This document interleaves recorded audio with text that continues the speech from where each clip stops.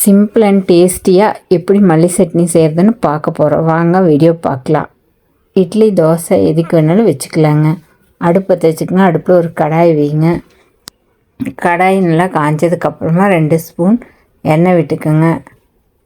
எண்ணெய் நல்லா காஞ்சதுக்கப்புறம் ஒரு 8 பல் பூண்டு தொளிச்சு வச்சுக்கோங்க. அதையும் அந்த எண்ணெயில் போடுங்க. அப்படியே நல்லா வதக்கி விடணுங்க. எண்ணெயில் போட்டு பச்சை மிளகாய் 3 நீல வாக்கில் வச்சுக்கோங்க. கீரி வச்சுக்கோங்க. அதையும் எண்ணெயில் போடுங்க. அப்படியே நல்லா வதக்கி விடுங்க. பச்சை மிளகாய் நல்லா வேகணும். அப்படியே எண்ணெயிலேயே நல்லா பாருங்கள், வெள்ளையாக மேலே அந்த வெந்தது தெரியும். பூண்டு நல்லா அப்படியே 2ஐயும் தொலைவி விட்டுட்டே இருங்க. நல்லா எண்ணெயில் நல்லா வேகணும். நல்லா திருப்பி விடுங்க. அப்படியே நல்லா எண்ணெயிலே நல்லா வெந்ததுன்னு நல்லா மணம் வருங்க. பச்சை மிளகாயோட ஃப்ளேவர் மணம் நல்லா வறுப்பாருங்க. இந்த மாதிரி வெள்ளையாகணும். நான் அப்படியே தொலைவி விட்டுட்டே இருக்கிறேன். திருப்பி விடுங்க. பூண்டு கருகிராமல் நல்லா தொலைவி விட்டுட்டே இருங்க. இப்போது இது நல்லா பாருங்கள், நல்லா வதங்கிருச்சு. இந்த மாதிரி வெள்ளையாயிரணும். இப்போ ஒரு தட்டு எடுத்து வச்சு அந்த தட்டுக்கு இந்த பூண்டு பச்சை மிளகாயும் நம்ம மாற்றிடலாங்க. நல்லா வதங்கிருச்சு. எடுத்துக்கோங்க. நல்லா எண்ணெயை வடித்து ஒரு பாத்திரத்துக்கு மாற்றிடலாம். கருகிராமல் சிம்மில் வச்சு எடுத்துருங்க. சுத்தமாக எண்ணெயை வடிச்சிட்டு எடுத்து போட்டுக்கலாம். நல்லா ஆறட்டும் இது. இப்போ எண்ணெய் இருக்குது. அந்த எண்ணெயிலே பல்லாரி வெங்காயம் ஒரு 4 வெங்காயம் எடுத்து நீல வாக்கில் கட் பண்ணி வச்சுக்கோங்க. அதை இந்த எண்ணெயில் போட்டு நல்லா வதக்குங்க. 2 கைப்பிடி அளவு எடுத்து வச்சுக்கிட்டிங்களா, நல்லா வதக்கி விடுங்க. அப்படியே எண்ணெயில் நல்லா தொலைவிட்டே இருங்க. நல்லா செவக்கிற வரைக்கும் நல்லா வதக்கிட்டே இருங்க. எண்ணெய் 2 ஸ்பூன் வேணால் விட்டுக்கலாங்க. இல்லை அதே எண்ணெயில் வதக்கிறனால வதக்கிக்கலாம். நான் அதே எண்ணெயில் வதக்கிட்டுருக்கேன். நீங்கள் அப்படியே நல்லா வதக்கி விடுங்க.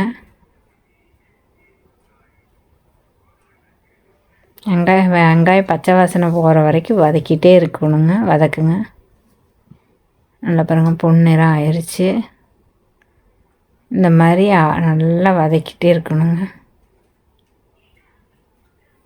நல்லா வதங்கிருச்சு. அடி பிடிச்சிடாமல் சிம்மில் வச்சு வதக்கி ஒரு பிளேட்டுக்கு அதையும் நம்ம மாற்றிடலாம். இதுவும் நல்லா ஆறணுங்க. எடுத்துட்டோம். இப்போ தக்காளி பழத்தை 4 நல்லா கழுவி பொடியை நறுக்கி வச்சுக்கோங்க. அதையே படைச்சிட்டியில் போட்டு நல்லா தொலைவி விடுங்க. நல்லா அப்படியே தண்ணியில் இஞ்சிற அளவுக்கு நல்லா அப்படியே திருப்பிட்டுட்டே இருங்க. அடுப்பு நேராக வச்சுக்கோங்க. எண்ணெய் ஒரு 2 ஸ்பூன் விட்டுக்கோங்க தக்காளி வதங்கறதுக்கு. அதையும் நல்லா தொலைவி விட்டுட்டே இருங்க.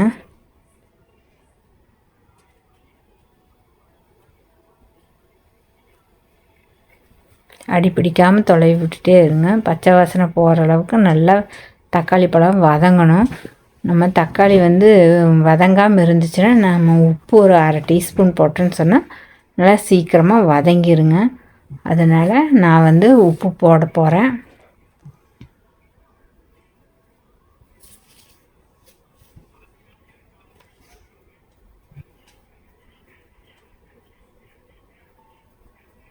கல்லுப்பு 1/2 டீஸ்பூன் போட்டு வதக்கிறேன். அப்போ சீக்கிரமாக வதங்கிடுங்க. அதில் இருக்கிற தண்ணியில் இஞ்சிரும். அதனால் நான் உப்பு போட்டு வதக்கிறேன். நல்லா வதங்கிருச்சு. நல்லா தண்ணி விட்டு வந்துடுச்சு. இப்போ மல்லித்தலை ஒரு 2 கைப்பிடி அளவு நீங்கள் க்ளீன் பண்ணி எடுத்து பொடியை நறுக்கி வச்சுக்கோங்க. தண்ணியில் அலசி எடுத்து வச்சு அதையும் இந்த தக்காளி கூட போடுங்க. போட்டு நல்லா தொலைவி விடுங்க. மல்லித்தலையில் பச்சை வாசனம் போகிற வரைக்கும் நல்லா 2 திருப்புங்க. அப்படியே பாருங்கள், இப்படி இருக்கிற தலை நல்லா வதங்கிடணும். வெளியே எல்லாத்துலேயும் இது பச்சை வாசனை எல்லாத்துலேயும் கலக்கணும். அந்த மல்லியோட வாசனை எல்லாத்துலேயும் கலக்கணும். நல்லா தொலைவிட்டே இருங்க. அடி பிடிக்காமல்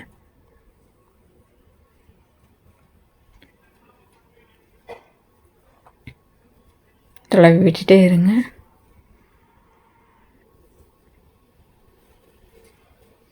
மல்லித்தலையை நல்லா வதக்கி விடணும்.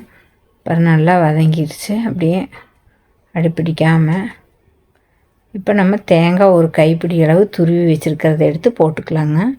அதையும் நல்லா இது கூட எல்லாம் நல்லா கலக்கிற மாதிரி தொலைவி விடணும். நல்லா எல்லாத்துலேயும் கலக்கி விடுங்க. நல்லா அடி பிடிச்சிடாமல் நான் தொலைவி அடிக்கடி விட்டுட்டே இருக்கிறேன். நீங்களும் அதே மாதிரி தொலைவி விட்டுட்டே இருங்க.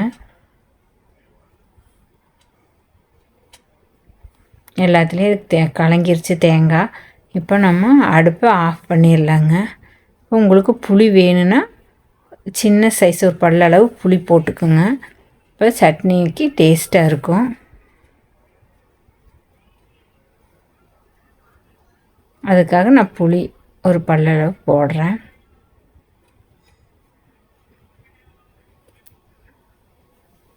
போட்டு அதையும் நல்லா தொலைவி விட்டாச்சு. அவ்வளோதாங்க. இப்போ மிக்ஸி ஜாருக்கு வதக்கி வச்சுருக்கிற எல்லாத்தையும் எடுத்து நான் கலக்க போகிறேன். அரைக்கிறதுக்காக பச்சை மிளகா, பூண்டு, வெங்காயம், தக்காளி, மல்லி எல்லாம் எடுத்து அதுக்குள்ளே நான் போடுறேன். மிக்ஸி ஜாரில் போட்டு அரைக்க போகிறேன்.